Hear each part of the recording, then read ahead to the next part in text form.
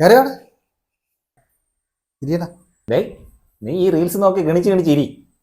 ഇതൊക്കെയാണ് ആകെയുള്ള ഒരു മനസ്സമാധാനം. ഡേയ്, ആ ദിവാരന്റെ മോളെ കല്യാണമാണ്.